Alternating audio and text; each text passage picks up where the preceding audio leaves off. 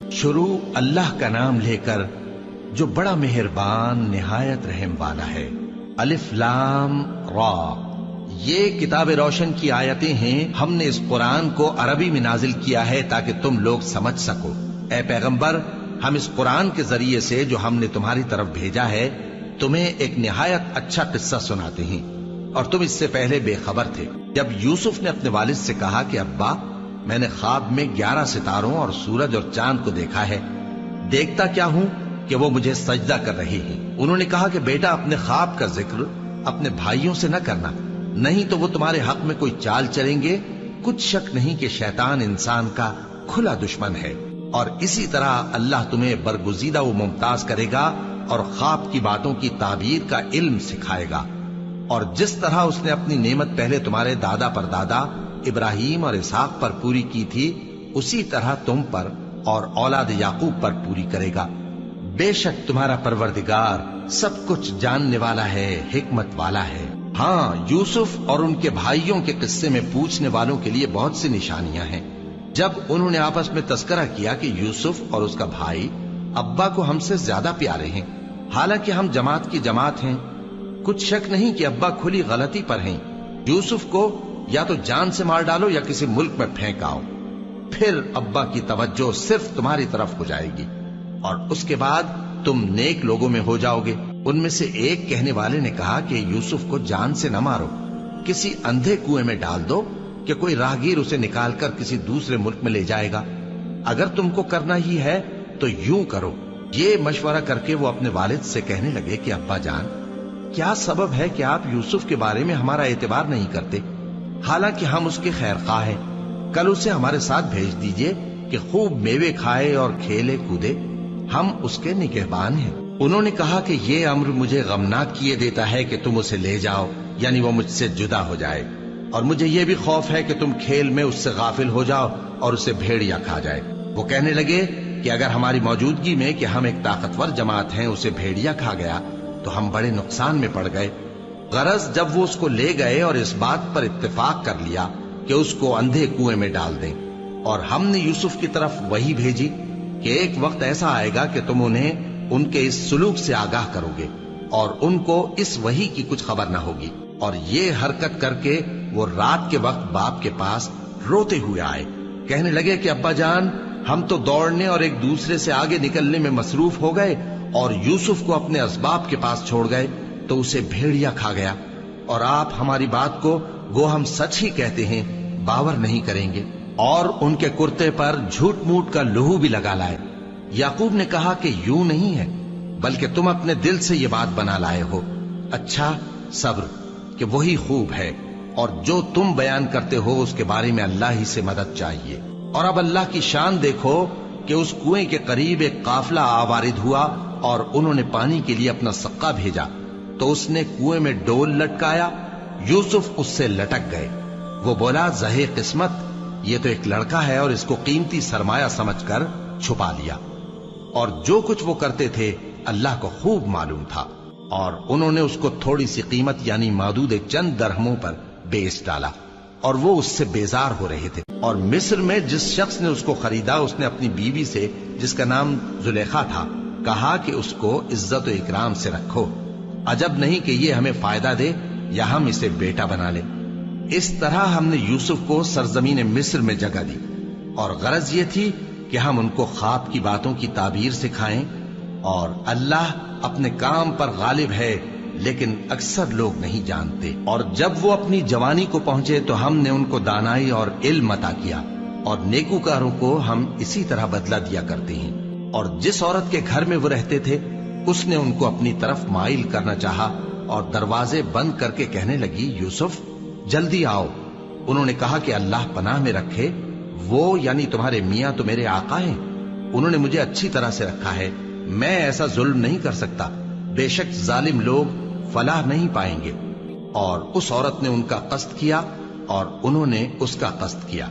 اگر وہ اپنے پروردگار کی نشانی نہ دیکھتے تو جو ہوتا سو ہوتا۔ یوں اس لیے کیا گیا کہ ہم ان سے برائی اور بے حیائی کو روک دیں، بے شک وہ ہمارے چنے ہوئے بندوں میں سے تھے۔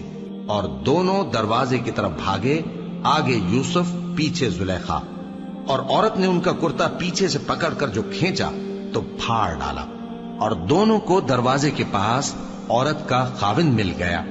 تو عورت بولی کہ جو شخص تمہاری بیوی کے ساتھ برا ارادہ کرے اس کی اس کے سوا کیا سزا ہے کہ یا تو قید کیا جائے یا اسے دکھ کا عذاب دیا جائے۔ یوسف نے کہا اسی نے مجھ کو اپنی طرف مائل کرنا چاہا تھا، اور اس کے خاندان میں سے ایک گواہ نے گواہی دی کہ اگر اس کا کرتا آگے سے پھٹا ہو تو یہ سچی اور یوسف جھوٹا ہے، اور اگر کرتا پیچھے سے پھٹا ہو تو یہ جھوٹی اور وہ سچا ہے۔ سو جب اس کا کرتا دیکھا تو پیچھے سے پھٹا تھا، تب اس نے زلیخا سے کہا کہ یہ تمہارا ہی فریب ہے، اور کچھ شک نہیں کہ تم عورتوں کے فریب بڑے بھاری ہوتے ہیں۔ یوسف اس بات کا خیال نہ کر، اور زلیخا تو اپنے گناہ کی بخشش مانگ، بے شک خطا تیری ہی ہے۔ اور شہر میں عورتیں گفتگویں کرنے لگیں کہ عزیز کی بیوی اپنے غلام کو اپنی طرف مائل کرنا چاہتی ہے، اور اس کی محبت اس کے دل میں گھر کر گئی ہے، ہم دیکھتی ہیں کہ وہ کھلی گمراہی میں ہے۔ پھر جب زلیخا نے ان عورتوں کی گفتگو جو حقیقت میں دیدار یوسف کے لیے ایک چال تھی سنی، تو ان کے پاس دعوت کا پیغام بھیجا اور ان کے لیے ایک محفل مرتب کی، اور پھل تراشنے کے لیے ہر ایک کو ایک ایک چھری دی، اور یوسف سے کہا کہ ان کے سامنے آؤ۔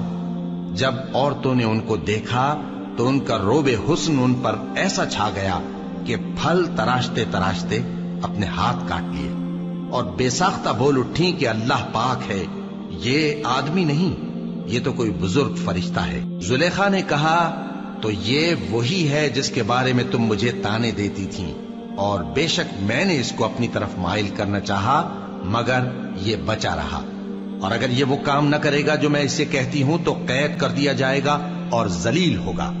یوسف نے دعا کی کہ پروردگار، جس کام کی طرف یہ مجھے بلاتی ہیں اس کی نسبت مجھے قید پسند ہے، اور اگر تو مجھ سے ان کے فریب کو نہ ہٹائے گا تو میں ان کی طرف مائل ہو جاؤں گا اور نادانوں میں سے ہو جاؤں گا۔ پس ان کے رب نے ان کی دعا قبول کر لی اور ان سے عورتوں کا داؤں ٹال دیا، بے شک وہی تو سننے والا ہے، جاننے والا ہے۔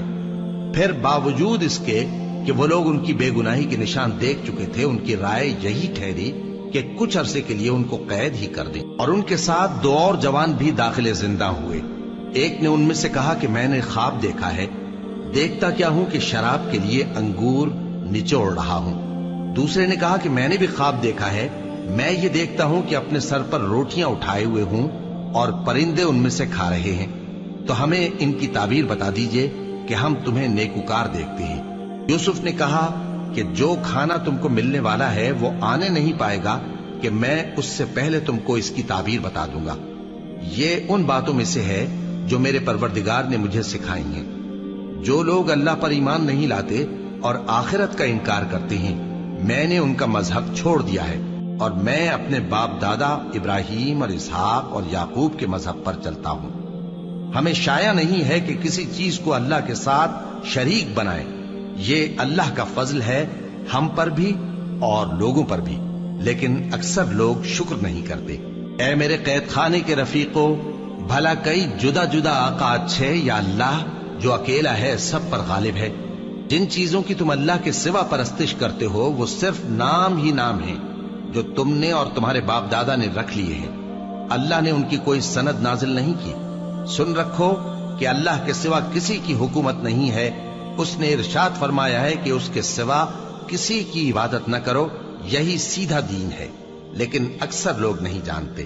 اے میرے قید خانے کے رفیقو، تم میں سے ایک جو پہلا خواب بیان کرنے والا ہے وہ تو اپنے آقا کو شراب پلایا کرے گا، اور جو دوسرا ہے وہ سولی دیا جائے گا، اور پرندے اس کا سر نوچ کھائیں گے۔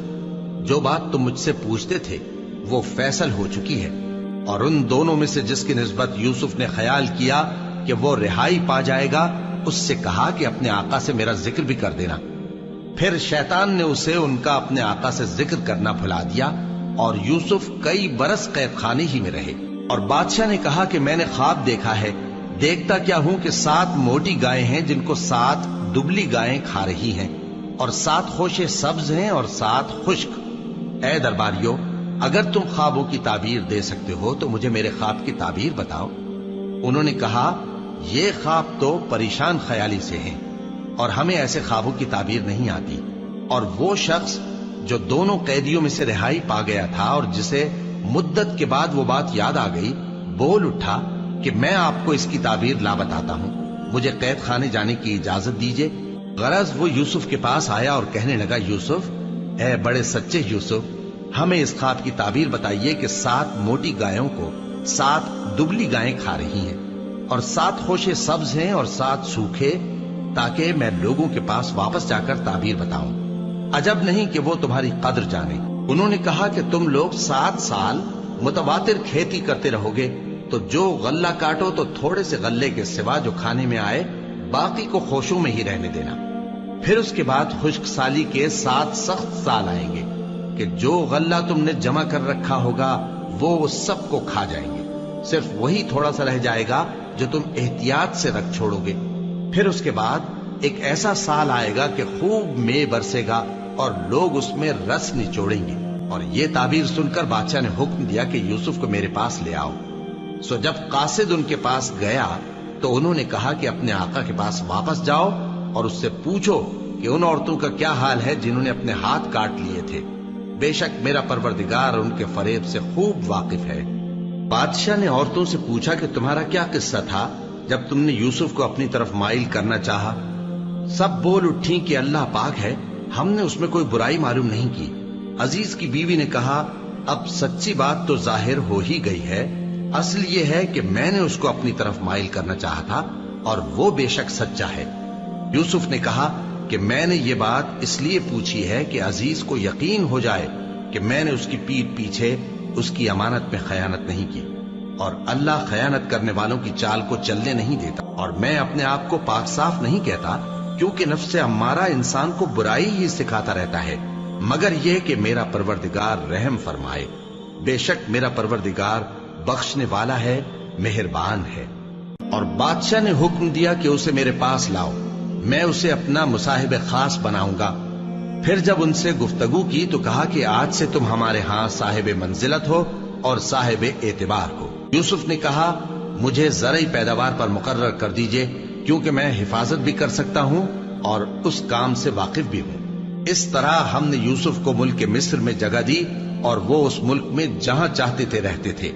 ہم اپنی رحمت جس پر چاہتے ہیں کرتے ہیں اور نیکوکاروں کے اجر کو ضائع نہیں کرتے، اور جو لوگ ایمان لائے اور ڈرتے رہے ان کے لیے آخرت کا اجر بہت بہتر ہے۔ اور یوسف کے بھائی کنعان سے مصر میں غلہ خریدنے کے لیے آئے تو یوسف کے پاس گئے، تو یوسف نے ان کو پہچان لیا اور وہ ان کو نہ پہچان سکے۔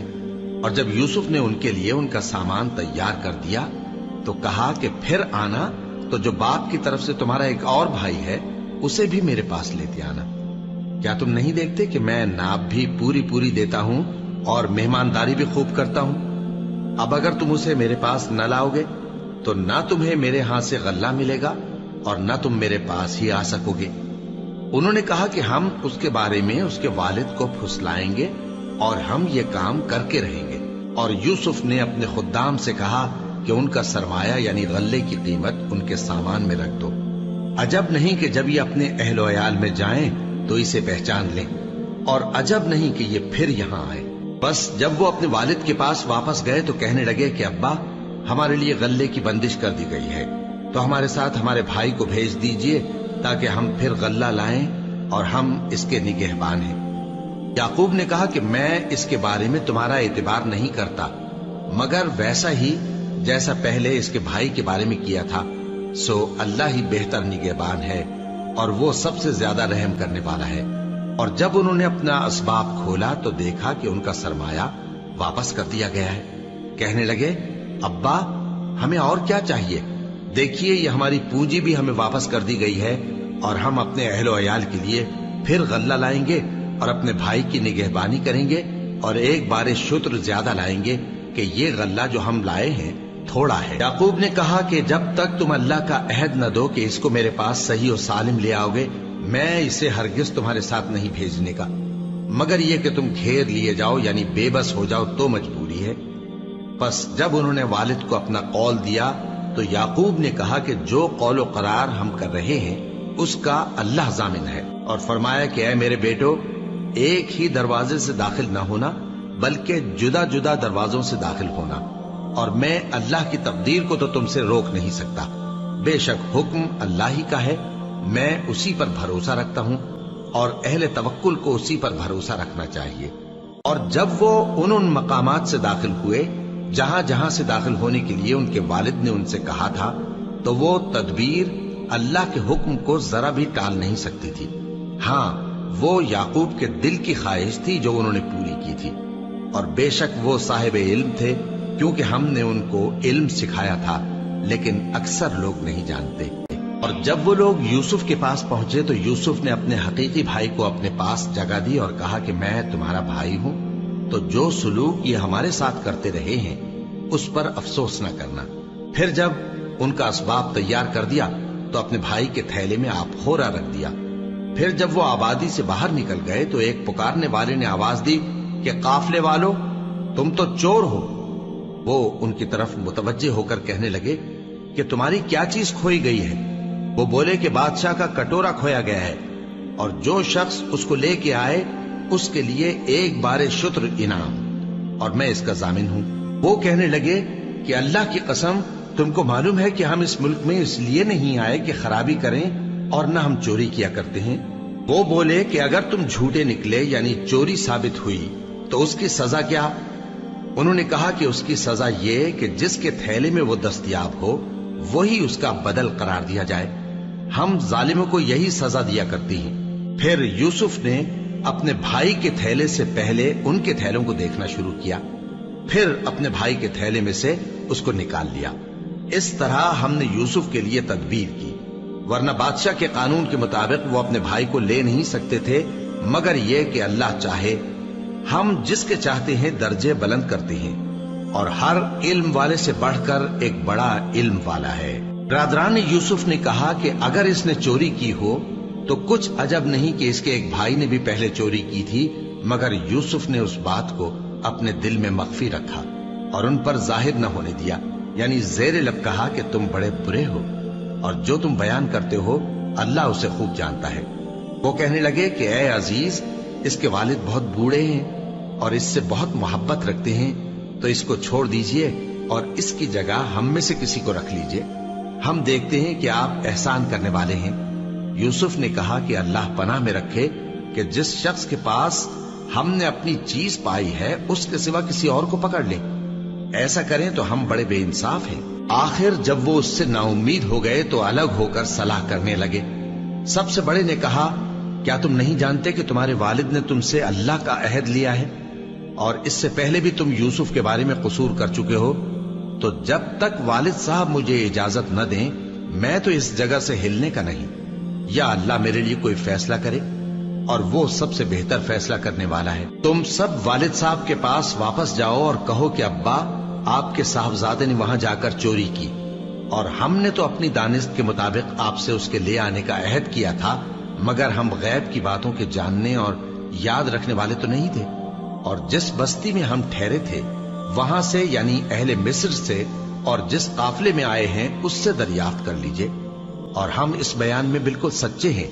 جب انہوں نے یہ بات یعقوب سے آ کر کہی تو انہوں نے کہا کہ حقیقت یوں نہیں ہے، بلکہ یہ بات تم نے اپنے دل سے بنا لی ہے، تو صبر ہی بہتر ہے. عجب نہیں کہ اللہ ان سب کو میرے پاس لے آئے. بے شک وہ علم والا ہے، حکمت والا ہے. اور ان کے پاس سے چلے گئے اور کہنے لگے کہ ہائے افسوس یوسف پر، ہائے افسوس. اور رنج و الم میں ان کی آنکھیں سفید ہو گئیں اور ان کا دل غم سے بھر رہا تھا. بیٹے کہنے لگے کہ واللہ آپ تو یوسف کو اسی طرح یاد ہی کرتے رہیں گے یہاں تک کہ آپ گھل جائیں گے یا جان ہی دے دیں گے. انہوں نے کہا کہ میں تو اپنے غم و اندوہ کا اظہار اللہ سے کرتا ہوں، اور اللہ کی طرف سے وہ باتیں جانتا ہوں جو تم نہیں جانتے.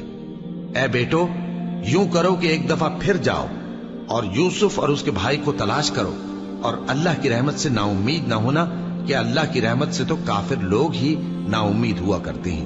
پھر جب وہ یوسف کے پاس گئے تو کہنے لگے کہ اے عزیز، ہمیں اور ہمارے اہل و عیال کو بڑی تکلیف ہو رہی ہے، اور ہم یہ تھوڑا سا سرمایہ لائے ہیں، آپ ہمیں اس کے عوض پورا غلہ دے دیجئے اور ہم پر خیرات کیجئے کہ اللہ خیرات کرنے والوں کو ثواب دیتا ہے. یوسف نے کہا تمہیں معلوم ہے کہ جب تم نادانی میں پھنسے ہوئے تھے تو تم نے یوسف اور اس کے بھائی کے ساتھ کیا کیا تھا؟ وہ بولے کیا واقعی تم ہی یوسف ہو؟ انہوں نے کہا ہاں میں یوسف ہوں، اور بن یامین کی طرف اشارہ کر کے کہنے لگے یہ میرا بھائی ہے، اللہ نے ہم پر بڑا احسان کیا ہے، جو شخص اللہ سے ڈرتا اور صبر کرتا ہے تو اللہ نیکوکاروں کا اجر ضائع نہیں کرتا۔ وہ بولے اللہ کی قسم اللہ نے تم کو ہم پر فضیلت بخشی ہے اور بے شک ہم خطا کار تھے۔ یوسف نے کہا کہ آج کے دن تم پر کوئی ملامت نہیں، اللہ تم کو معاف کرے اور وہ سب سے بڑھ کر رحم کرنے والا ہے۔ یہ میرا کرتا لے جاؤ، پھر اسے والد صاحب کے منہ پر ڈال دینا تو وہ بینا ہو جائیں گے، اور اپنے تمام اہل و عیال کو میرے پاس لے آؤ۔ اور جب قافلہ مصر سے روانہ ہوا تو ان کے والد کہنے لگے کہ اگر مجھ کو یہ نہ کہو کہ بوڑھا بہک گیا ہے تو مجھے تو یوسف کی بو آ رہی ہے۔ وہ بولے کہ واللہ آپ اسی قدیم غلطی میں مبتلا ہیں۔ مگر جب خوشخبری دینے والا آپ پہنچا تو اس نے کرتا ان کے منہ پر ڈال دیا، سو وہ بینا ہو گئے اور بیٹوں سے کہنے لگے کیا میں نے تم سے نہیں کہا تھا کہ میں اللہ کی طرف سے وہ باتیں جانتا ہوں جو تم نہیں جانتے؟ بیٹوں نے کہا کہ ابا ہمارے لیے ہمارے گناہ کی مغفرت مانگیے، بے شک ہم خطا کار تھے۔ فرمایا میں اپنے پروردگار سے تمہارے لیے بخشش مانگوں گا، بے شک وہ بخشنے والا ہے، مہربان ہے۔ پھر جب یہ سب لوگ یوسف کے پاس پہنچے تو انہوں نے اپنے والدین کو اپنے پاس جگہ دی اور کہا مصر میں داخل ہو جائیے، اللہ نے چاہا تو امن و امان سے رہیے گا۔ اور اپنے والدین کو تخت پر بٹھایا اور سب ان کے آگے سجدے میں گر پڑے۔ اور اس وقت یوسف نے کہا ابا جان یہ میرے اس خواب کی تعبیر ہے جو میں نے پہلے بچپن میں دیکھا تھا، میرے پروردگار نے اسے سچ کر دیا اور اس نے مجھ پر بہت سے احسان کیے ہیں کہ مجھ کو قید خانے سے نکالا، اور اس کے بعد کہ شیطان نے مجھ میں اور میرے بھائیوں میں فساد ڈال دیا تھا آپ کو گاؤں سے یہاں لایا۔ بے شک میرا پروردگار جو چاہتا ہے تدبیر سے کرتا ہے، وہ علم والا ہے، حکمت والا ہے۔ جب یہ سب باتیں ہو لیں تو یوسف نے اللہ سے دعا کی کہ اے میرے پروردگار تو نے مجھ کو حکومت سے نوازا اور خوابوں کی تعبیر کا علم بخشا۔ اے آسمانوں اور زمین کے پیدا کرنے والے، تو ہی دنیا اور آخرت میں میرا کارساز ہے، تو مجھے دنیا سے اپنی اطاعت کی حالت میں اٹھائیو اور آخرت میں اپنے نیک بندوں میں داخل کیجو۔ اے پیغمبر یہ اخبار غیب میں سے ہیں جو ہم تمہاری طرف بھیجتے ہیں۔ اور جب برادران یوسف نے اپنی بات پر اتفاق کیا تھا اور وہ فریب کر رہے تھے تو تم ان کے پاس تو نہ تھے، اور بہت سے آدمی گو تم کتنی خواہش کرو ایمان لانے والے نہیں ہیں، اور تم ان سے اس خیر خواہی کا کچھ صلہ بھی تو نہیں مانگتے۔ یہ قرآن اور کچھ نہیں تمام جہانوں کے لیے نصیحت ہے، اور آسمان و زمین میں بہت سی نشانیاں ہیں جن پر سے یہ گزرتے ہیں اور ان کو نظر انداز کر دیتے ہیں، اور یہ اکثر اللہ پر ایمان نہیں رکھتے مگر اس کے ساتھ شرک بھی کرتے ہیں۔ تو کیا یہ اس بات سے بے خوف ہیں کہ ان پر اللہ کا عذاب نازل ہو کر ان کو ڈھانپ لے، یا ان پر ناگہاں قیامت آ جائے اور انہیں خبر بھی نہ ہو؟ کہہ دو میرا رستہ تو یہ ہے، میں اللہ کی طرف بلاتا ہوں سمجھ بوجھ کر، میں بھی لوگوں کو اللہ کی طرف بلاتا ہوں اور میرے پیرو بھی، اور اللہ پاک ہے اور میں شرک کرنے والوں میں سے نہیں ہوں۔ اور ہم نے تم سے پہلے بستیوں کے رہنے والوں میں سے مرد ہی بھیجے تھے جن کی طرف ہم وہی بھیجتے تھے۔ کیا ان لوگوں نے ملک میں سیر و سیاحت نہیں کی کہ دیکھ لیتے کہ جو لوگ ان سے پہلے تھے ان کا انجام کیا ہوا؟ اور متقیوں کے لیے آخرت کا گھر بہت اچھا ہے، کیا تم سمجھتے نہیں؟ یہاں تک کہ جب پیغمبر نا امید ہو گئے اور انہوں نے خیال کیا کہ اپنی نصرت کے بارے میں جو بات انہوں نے کہی تھی اس میں وہ سچے نہ نکلے، تو ان کے پاس ہماری مدد آ پہنچی، پھر جسے ہم نے چاہا بچا دیا، اور ہمارا عذاب اتر کر گناہگار لوگوں سے پھیرا نہیں کرتا۔ ان کے قصے میں عقل مندوں کے لیے عبرت ہے۔ یہ قرآن ایسی بات نہیں ہے جو اپنے دل سے بنائی گئی ہو، بلکہ جو کتابیں اس سے پہلے نازل ہوئی ہیں ان کی تصدیق کرنے والا ہے اور ہر چیز کی تفصیل کرنے والا، اور مومنوں کے لیے ہدایت اور رحمت ہے۔